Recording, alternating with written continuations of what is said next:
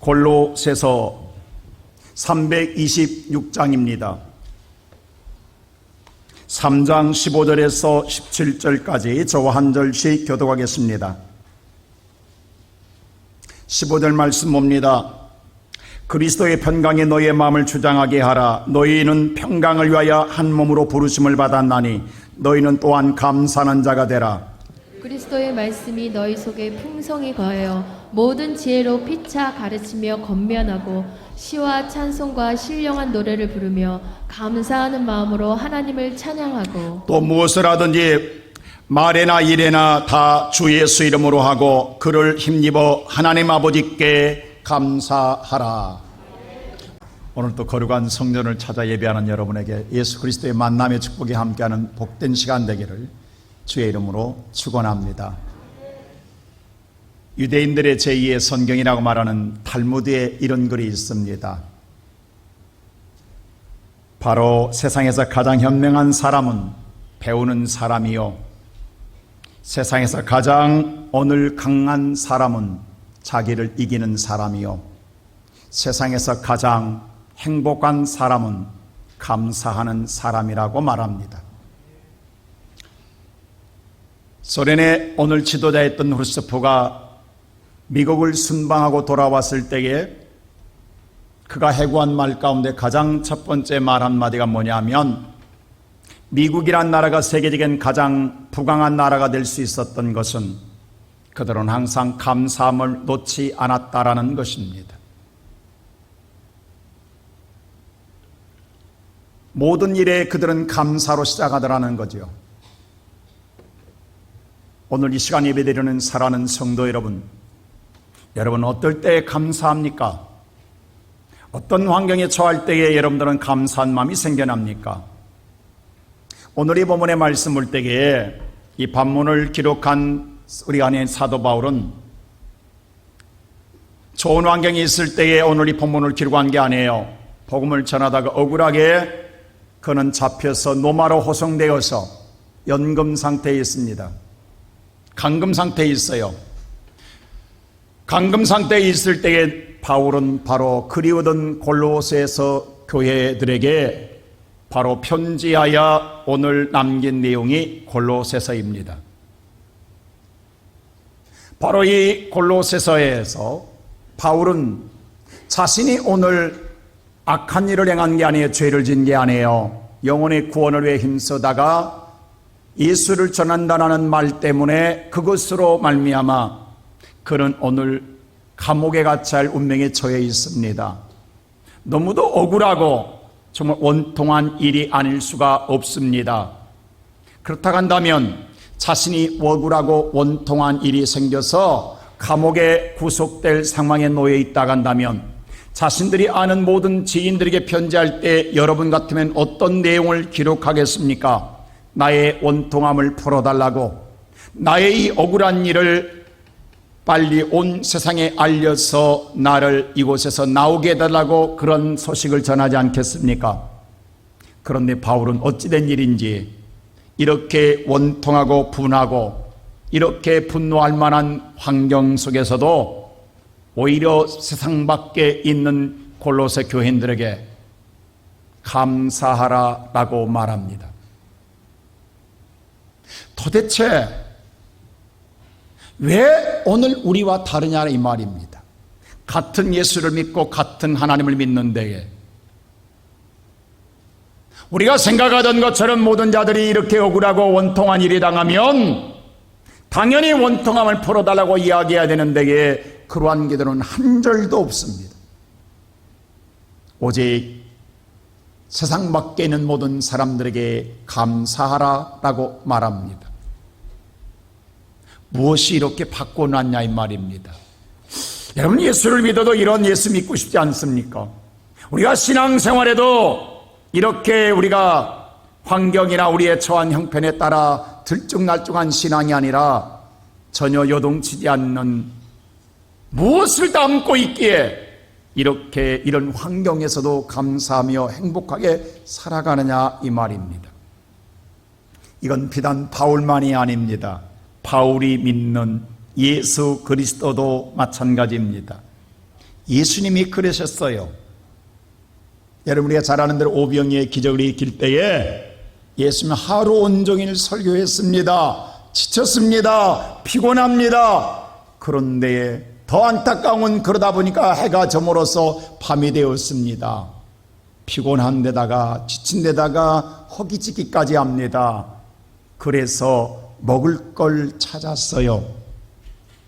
근데 아무것도 없다라는 거예요. 여러분, 하루 온종일 피곤하게 일하고 와서 집에 들어와 밥을 먹으려고 하는데 밥이 없다? 여러분, 그때 어떻게 하세요? 저 같으면 어떨 것 같아요? 저는 화 무척 냅니다. 저는 밥 안 해준 것만은 죽어도 못 참습니다. 다른 건 참아도. 제가 식탐에 강한 사람입니다. 밥이 없다면 저는 화가 나는 사람이에요.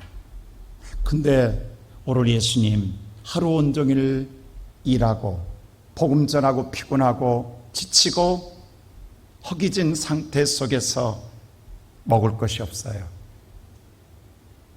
근데 더 난감한 것은 함께하는 수천 명도 그들도 허기진 배를 채울 길이 없다라는 거예요. 여러분, 이럴 때 어떤 마음이 들으시겠어요? 근데 그때에 찾아온 건 떡 5개와 물고기 2마리. 누구 입에 붙이냐고요.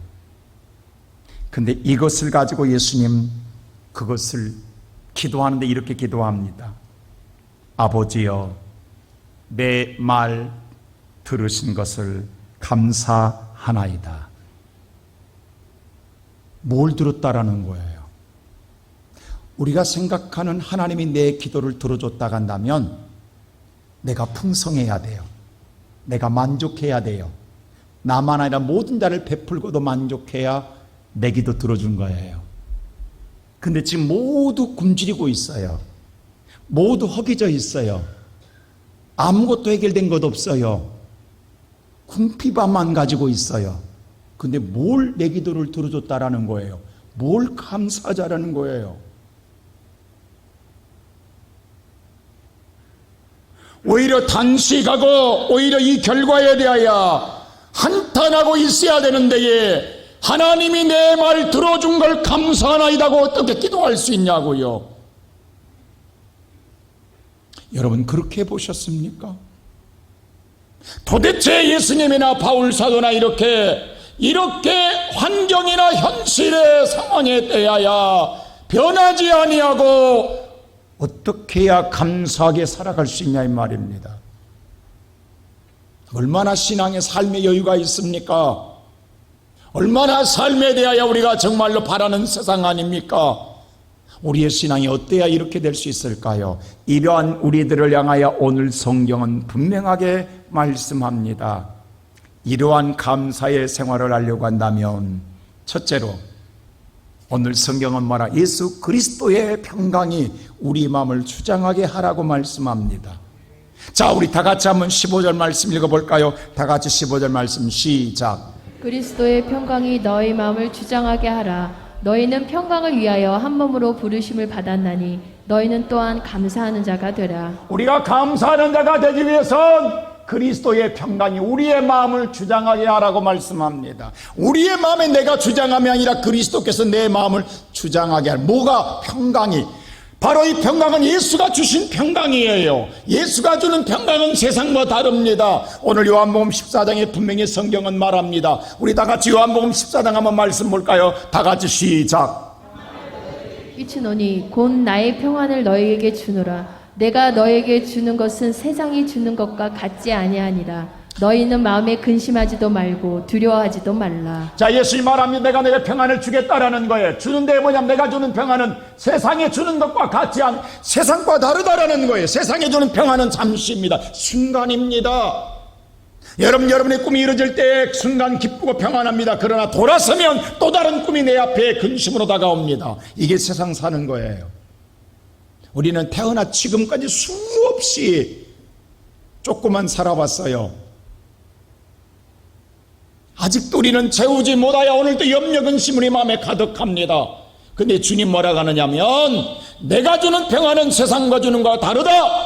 내가 주는 평안은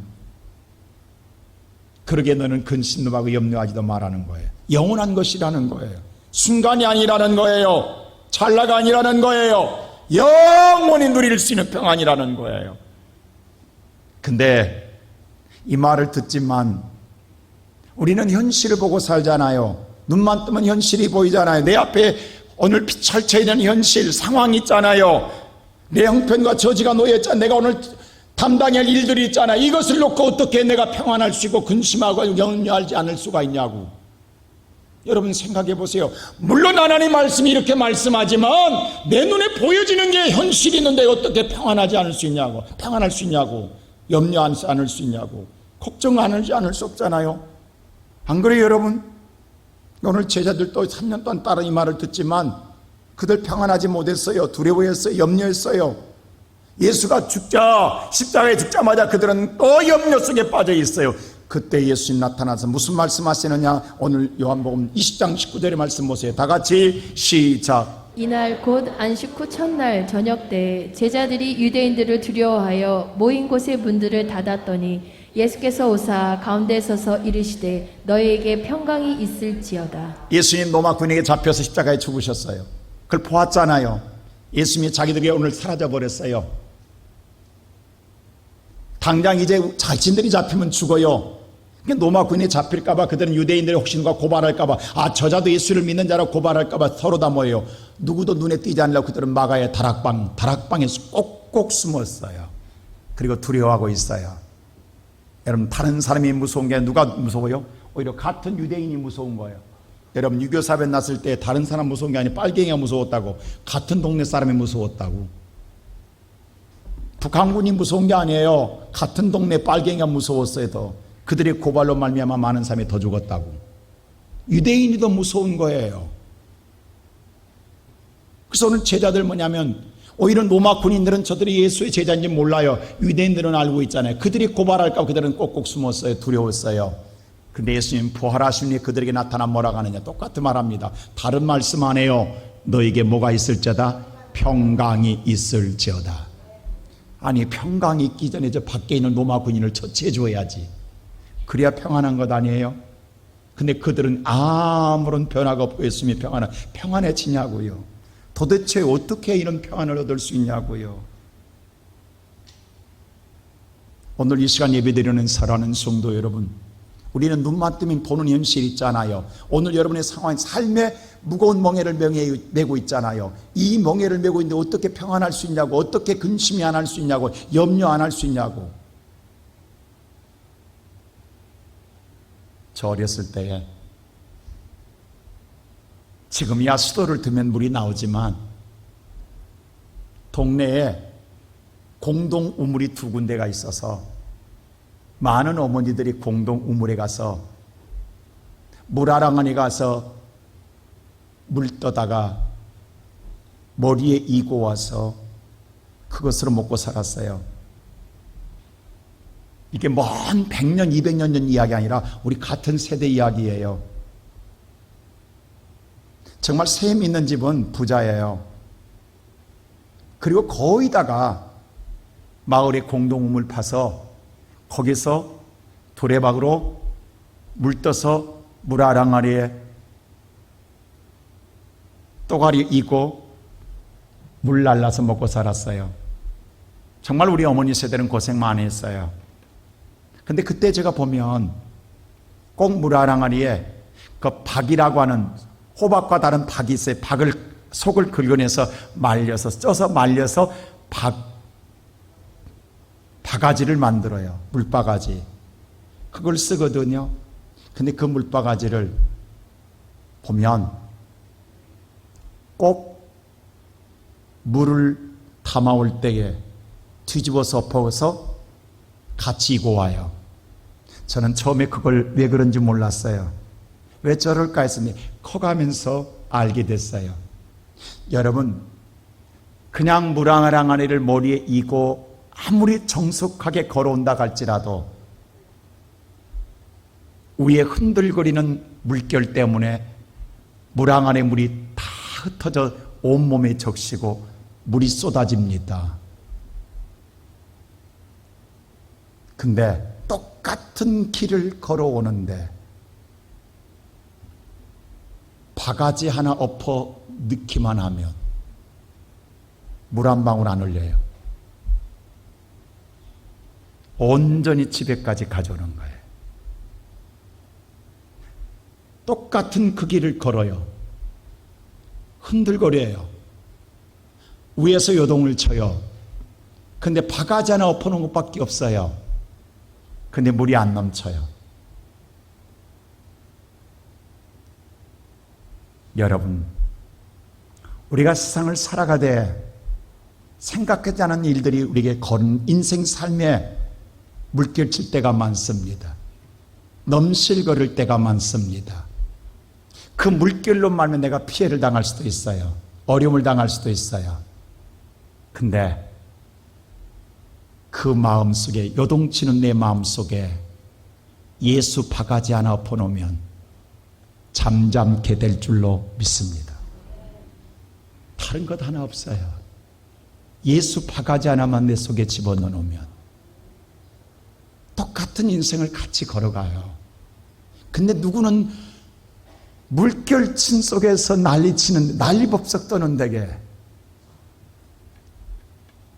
그 물항아리 속에 바가지 하나 들어있는 것밖에 없는데 물이 넘치지가 않아요. 오늘 여러분의 마음속에 예수의 평강이 우리 마음속에 들어와 주장하면 흔들거릴 때에, 요동칠 때, 격동할 때에 잠잠게 될 줄로 믿습니다. 그러니까 오늘 요동치려는 거 얼마나, 요동쳐야 되는데 요동치지 않을 때 얼마나 감사하냐고. 얼마나 감사하냐고.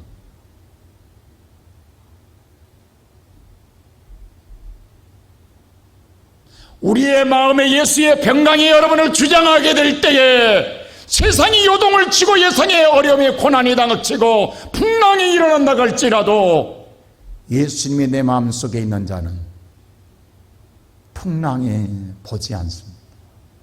예수가 있기에 감사하는 거예요. 오늘 바울이 감옥에 있어도 감옥을 보지 않는 거예요. 오히려 저 세상에 바가지가 없는, 예수 바가지가 없는 저들이 오늘 불안해하고 저들이 두려워하는 저들에게 너희들의 마음도 예수의 평강이 주장하게 하라. 너희들의 마음속에도 바가지가 들어가게 하라. 그래야 잠잠하다. 그래야 물결 쳐도 요동치지 않는다. 오늘 바울은 우리에게 말하고 있는 거예요. 이 시간 예배드리는 사랑하는 우리 시온성교회 성도 여러분, 오늘 여러분의 마음속에 내가 주인 되지 마시고 내가 내 항아리에, 내 마음 안에 내 그 욕심으로 가득 채웠다고 다 내 것 된다고 생각하지 마세요. 다 쏟아질 것들입니다. 그러나 오늘 예수님이 내 안에 계시면 다 내가 누릴 복이 될 줄로 믿습니다. 두 번째로 바울은 말하기를, 오늘 하나님 바울을 통해 성경한 말, 예수 그리스도의 말씀이 너희의 마음에 풍성하게 하라는 거예요. 자, 우리 성경을 다 같이 16절 한번 읽어볼까요? 다 같이 16절 시작. 그리스도의 말씀이 너희 속에 풍성히 거하여 모든 지혜로 피차 가르치며 권면하고 시와 찬송과 신령한 노래를 부르며 감사하는 마음으로 하나님을 찬양하고. 그리스도의 말씀이 풍성히 거하며 감사한 자가 될 줄로 믿습니다. 사실 우리는 몰라서 감사를 잃어버리고 살아요. 10명의 문둥병자가 있어요. 여러분, 문둥병은 여러분 알다시피 이렇게 매듭이 그냥 떨어져 나가요. 정말 무서운 병이에요. 불치의 병이에요. 코가 없어지는 거예요. 여러분 안 믿어지만 문둥병자는 코가 없어요. 귀가 없어요. 돌출된 부분들이 그냥 매듭지 떨어져 나가요. 없어지는 거예요. 그래서 흉측한 모습이 되는 거예요. 근데 육체의 문둥병도 그렇지만 여러분의 삶의 문둥병이 오면 어떻게 되겠냐고. 내가 오늘 행하는 모든 사업체들, 내 가정의 모든 생활이 하나하나 무너지는 거예요. 아무리 지키려 해도 무너지는 거예요. 내가 어떻게 막을 방법이 없는 거예요. 다 하나하나 다 너덜너덜 무너져 간다면 걷잡을 수가 없는 거예요. 오늘 이런 사람들 많이 있잖아요 지금. 근데 문제는 뭐냐면 세상에 답이 없다라는 거예요. 무너질 때 받쳐줄 자가 없고, 내가 오늘 손가락이 오늘 무뎌지고 떨어져 나가는데 치료가 없다, 방법이 없다라는 거예요. 그래서 또 절망하는 거예요. 여러분, 병이 무서운 게 아니라 치료법이 없기 때문에 무서운 거예요. 치료만 할 수 있다면 뭐가 무섭냐고요. 그래서 오늘 10명의 문둥병이 예수를 찾아갑니다. 자기의 절박함을 가지고 예수 앞에 갔어요. 멀리서 다윗산 예수의 우리를 불쌍히 여겨달라고 합니다. 그때 예수님 딱 말 한마디예요. 너희들이, 예수님 만나지도 않고 너희들의 몸을 제사장에 보이라 라고 말합니다.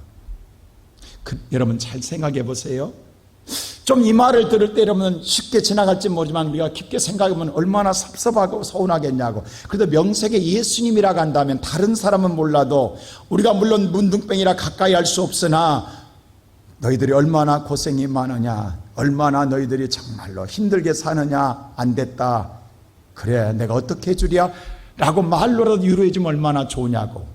오늘 여러분들이 정말 세상에 힘든 마음으로 교회에 왔잖아요. 근데 교회에 왔는데 나 이래 라고 뭔가 누군가에게 오늘 자기의 속사정을 너덜너덜 이야기하면, 그래 얼마나 힘드냐고 말 한마디 해줘도 힘이 날 텐데, 이게 듣고 그래? 그래서 어쩐데? 라고 말한다고 하면 얼마나 섭섭하겠냐고. 안 그래요 여러분? 근데 한마디에 예수님 너의 몸을 제 사장에게 보이라고. 여러분, 문둥병 걸린 것도 수치해서 부끄러워서 감추고 사는데 그걸 보여주라고요. 물론 제사장이 판별은 합니다. 그러나 보여주기 전에 예수님 앞에 온 건 뭐예요? 예수님이 고쳐주기를 바라는 것 아니에요? 예수님이 이 자리에서 고쳐주기를 바라는 것 아니에요? 회복해 주기를 바라는 것 아니에요? 이 자리에서 예수님이 뭔가 변화되기를 바라는 것 아니에요? 근데 아무런 변화도, 아무런 고침도, 아무런 기대한 것도 하나도 이루어지지 않아 그냥 돌려보낼 때에 그 섭섭함이 없겠느냐고요. 오늘 예배드리러 온 성도 여러분, 여러분의 마음속에 기대한 것이 있습니다. 바라는 것들이 있습니다. 근데 오늘 여러분들이 기대한 것은 전혀 관심이 없고 그냥 말씀만 듣고 돌아가라 하면 돌아갈 때 마음이 얼마나 무겁겠습니까?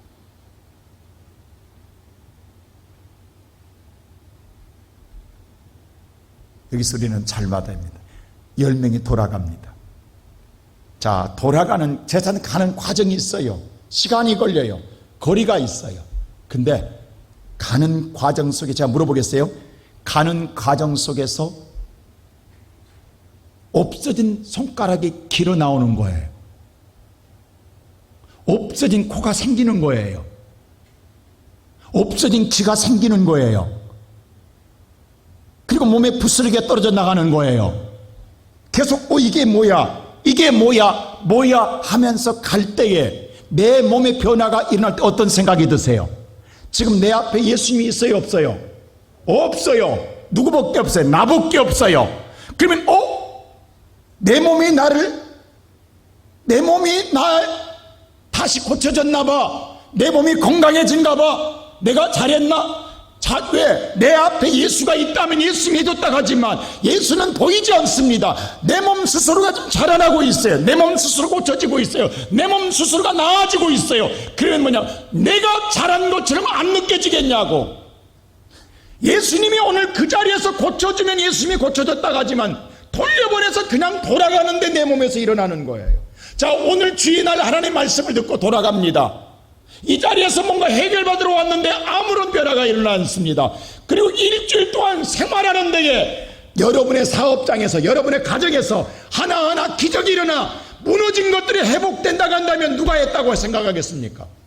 한번 잘 생각해 보라고. 주님이 했다고요? 눈에는 안 보이는데요, 내가 열심히 살았는데요, 내가 살아보려고, 내 직장 지키려고, 내 사업장 지키려고 더 일찍 일어났는데, 더 열심히 노력했는데요, 그래서 오늘 산 것 같이 됐는데, 회복됐는데 누가 했다고 생각하냐고. 내가 했다고 생각하지.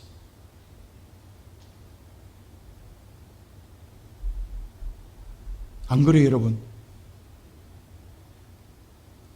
그래서 9은 내가 잘했나 봐. 그러니까 주님 찾을 필요가 없잖아요. 그러니까 돌아가는 거예요, 자기 집으로. 세상으로 가버리는 거예요. 내가 잘해서 이제 살만해. 주님 필요 없어. 내 힘으로 살아갈 수 있어. 나 이제 건강해. 내가 스스로 건강해. 내가 스스로 회복되었어. 내가라고 생각하면 왜? 나밖에 없었으니까.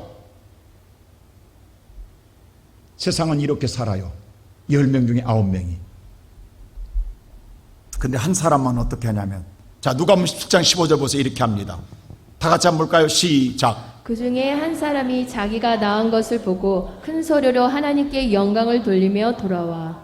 자, 한 사람만이 큰 소리로 영광, 이 영광은 다시 바꿔 이야기하면 찬양하고 와요. 찬양하면서 간절하는 게 찬양하며 돌아옵니다. 하나님. 이건 누가 했다고? 하나님이. 너무너무 기뻐서. 여러분, 오늘 출발 교회에 나가서 일주일 동안 여러분의 생활 가운데 놀라운 기적을 체험하고 은혜를 체험했을 때에, 다음 주일날 돌아올 때에, 성전 올라올 때 하나님의 기적 앞에 큰 소리로 찬양하고 올 수 있냐고. 한 사람만 찬양 올라온다고. 지금 이건 하나님이 하셨다고, 이건 하나님의 은혜라고, 내가 한 게 아니라고. 근데 9명은 뭐냐 하면, 하나님, 그때 내가 일할 때, 힘들 때 예수님이 어디 있었냐는 거예요. 없었잖아. 내가 병들었을 때 예수님, 내 고통스러울 때 없어. 밤새 아플 때 없었잖아. 내가 오늘 무너질 때 없었잖아. 내가 열심히 했더니 됐잖아. 라고 생각하지 않겠습니까, 여러분? 그때 16절 보세요. 이렇게 합니다. 다 같이 시작. 예수의 발 아래 엎드려 감사하니 그는 사마리아 사람이라. 한 사람만 엎드려 예배하는 거예요. 10명 가운데. 자, 방송실 17절 하나 더 찾아주세요. 그때에 예수님이 이렇게 말합니다. 자, 17장 17절 한번 볼까요? 다 같이 한번 방송님 보여주실랍니까? 누가복음 17장 17절. 제가 안 찾아줬더니 보일란가 모르겠네. 혹시 찾으면 찾아보세요. 17절.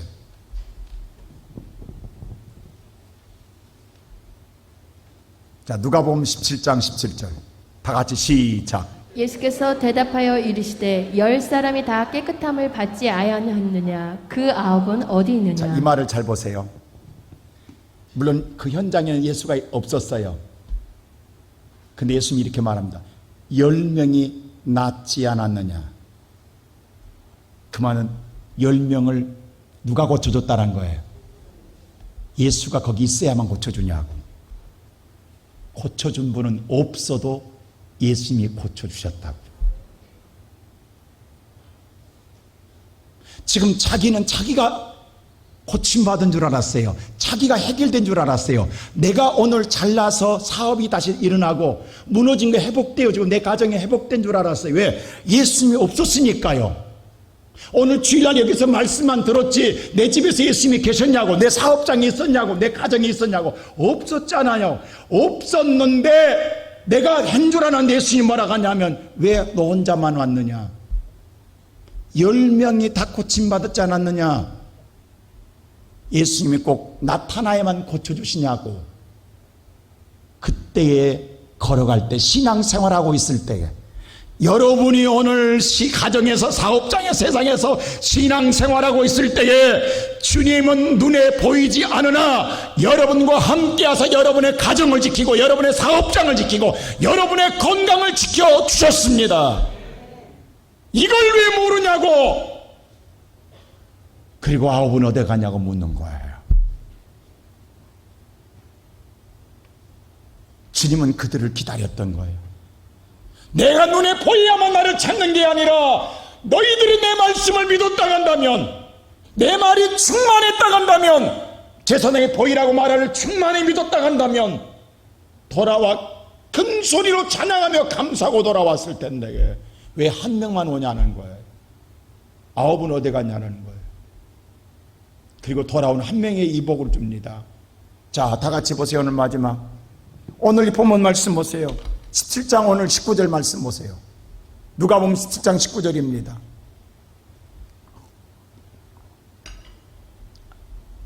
본문에 나와 있어요. 찬송시 그대로 17절 19절 들어주세요. 19절 다 같이 시작. 그에게 이르시되 일어나 가라, 내 믿음이 너를 구원하였느니라. 자, 이 중요한 말씀이 있어요. 이렇게 말씀, 제사장의 보이라고 하는 말씀으로 충만해서 예수가 눈에 안 보이도 누가 고쳐줬다 나를, 예수님이 고쳐줬다고 믿고 있는 자는 눈에 보여서가 아니라 안 보여도 누가 고쳐줬다, 예수님 그래서 돌아서서 큰 소리로 찬양하며 성기응봉산을 올라오는 거예요. 올라와서 엎드려, 왜 너무도 이 은혜가 크니까 여러분 앉을 수도 없어요. 엎드려 예배드리는 거예요. 누가 부끄럼도 모르고. 그걸 보고 예수님 뭐라고 하냐면, 이렇게 예수님의 말씀 믿고 예배하는 자, 이 믿음이, 이렇게 믿는 이 믿음이, 어디 갔어? 19절, 이렇게 믿는 믿음이 뭐 했다? 너를 구원하였느니라. 자, 잘 보세요. 이 구원이란 단어를 내가 너무 여러분 머릿속에 기억해 줘요. 여러분 헬라어를 몰라도 구원이란 단어가 두 개가 있어요. 소조와 소테리아가 있어요. 소조는 죄에서 건져는, 다시 여러분의 죄악으로 말미암아 멸망받을 우리를 건져줄 때는 소조라고 써요. 그러나 세상에서 어려움을 당하고 고난을 당하고 여러분이 환난 당할 때 건져준 것은 소테리아예요. 소조를 안 써요. 세상 흔히 말하는 복을 받는 건 소테리아예요. 근데 오직 멸망당하는 지옥 갈 인생을 건져줄 때만 소조라고 그래요. 근데 주님이 이 땅에 오셨을 때 마태복음 1장 22절에 내가 예수님이 이 땅에 보내 우리를 죄에서 구원할 자라, 이 구원이 소조예요. 근데 이 믿음만, 다시 말하여 조금 전에 10명이 건짐받은 건, 문둥병에서 나음받은 건 소테리아예요. 순간의 복이에요. 그것으로는 구원이 아니에요. 그건 순간 기쁜 거예요. 근데 여기서 말하는 구원은 소조예요. 이 믿음만이 영원히 하나님의 나라에 들어가는 상속자의 복을 받는 거예요. 할렐루야. 자, 오늘 여러분 잘 들으세요. 무슨 말인 거 아니? 그러면 이 복은 이제 나는 100년을 살든 50년을 살든 죽으면 어디 간다? 이미 보장된 영혼이에요. 그러면 오늘 내가 세상에 뒤집어지고 엎어지고 환난이 고난이 있어도 염려 근심이 있다 없다? 없어. 이게 바로 주님이 주시는 평안이에요. 이게 지금 말하는 거예요. 오늘 여러분들 내가 이런 구원 못 받나? 혹시 내가 멸망다? 이게 아니라 여기서는 끝나요. 영혼이 구원받은 거예요. 이제는 어떤 일이 당하여도 이미 결과를 갖고 있어요. 이미 결과돼서 실황 중계가 아니라 우리는 이미 뭐예요? 녹화 중계예요. 여러분의 인생은 이미 끝났어요. 이미 보장되어 있어요. 어떻게 살든 간에 우리는 구원받는다. 그러면 우리는 이젠 어떤 세상에도 염려할 게 없다는 거예요. 그러면 이제 날마다 무슨 일이 생기든 말든 룰랄라야 감사밖에 없어. 왜? 감사야 다. 나는 이래도 나는 구원받는데 감사밖에 없는. 그러니까 어떤 환경에서도 감사하는 거야. 이게 하나님의 부르신 부름의 복인 줄로 믿습니다. 나는 우리가 사랑하는 성도들이 매주마다 올라올 때에 여러분들이 이런 민음, 그래서 매주마다 찬양이 시작될 때 여러분 그 찬양에 함께 큰 소리로 찬양하며 하나님께 정말 마음을 다해 엎드려야 하나님께 예배하는 자가 되므로 그 믿음이 구원을 얻었느니라. 이 은혜를 누림으로 평생 여러분의 삶에 염려 근심 없는 삶에 감사하는 복된 자들 되기를 주의 이름으로 축원합니다. 마지막으로 세 번째로 예수 그리스도의 이름, 능력을 믿을 때에 감사하는 자가 되는 거예요. 자, 우리 다 같이 한번 17절 말씀 볼까요? 다 같이 17절 말씀 시작. 또 무엇을 하든지 말에나 일에나 다 주 예수의 이름으로 하고 그를 힘입어 하나님 아버지께 감사하라. 자, 무엇을 하든지 무슨 일을 하든지 다 누구의 이름으로? 예수의 이름으로 하라. 예수의 이름은 만능 마스터키입니다. 어떤 것도 풀어내는 능력이 있는 줄로 믿습니다. 하나님이 저와 여러분의 인생을 풀어주는 어떤 이름도 준 적이 없어요. 예수 외에는. 예수만이 나의 구원입니다. 근데 보세요. 그 예수의 이름을 정말 능력을 믿습니까? 제가 사부예배 처음 시작할 때 여러분 첫 번째 기가 사도행 1장 8절 기억하십니까? 권능, 권위와 능력. 예수의 이름에 권위와 능력이 있는 줄로 믿습니다. 오늘 여러분 사랑하는 성도 여러분, 그 믿음을 믿는 것만큼, 예수의 이름의 능력을 믿는 것만큼 우리는 감사하는 자가 될 줄로 믿습니다. 못 믿으면 감사 못해요. 못 믿으면 불안해요.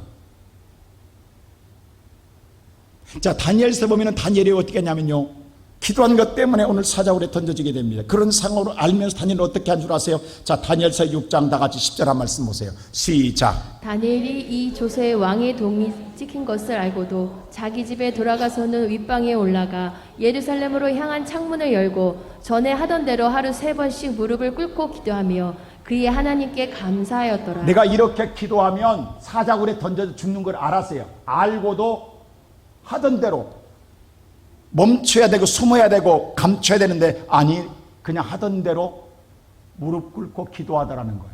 어떻게 이럴 수 있냐고. 알았으면, 몰랐으면 모르지만 알았으면 우리 같으면 어떻게 해야 돼요? 조심해야 되지 않겠어요? 근데 알았는데도 조심 안 해요. 뭘 믿기 때문에? 예수의 이름 능력 믿기 때문에.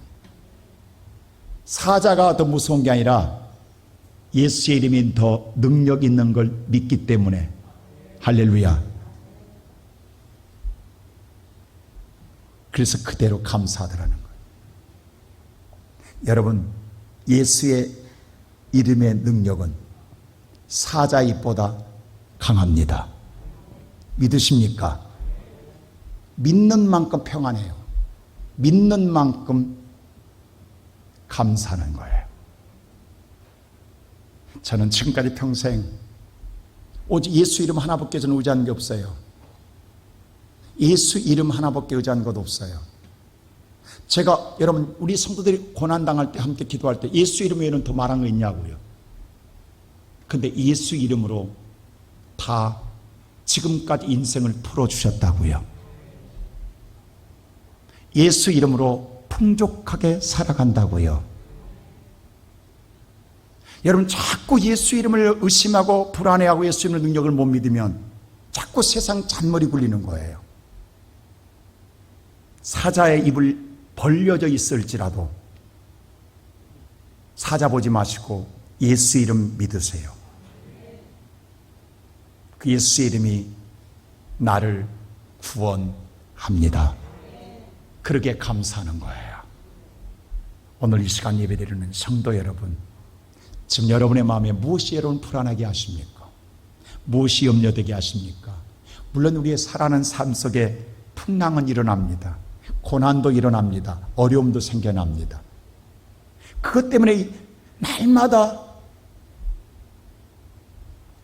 매일 징징 짜고 살 거냐고. 이제는 우리가 예수의 이 은혜로 평안을 누리고 감사하고 살아가는 믿음의 용사로서의 복을 누리기를 주의 이름으로 축원합니다.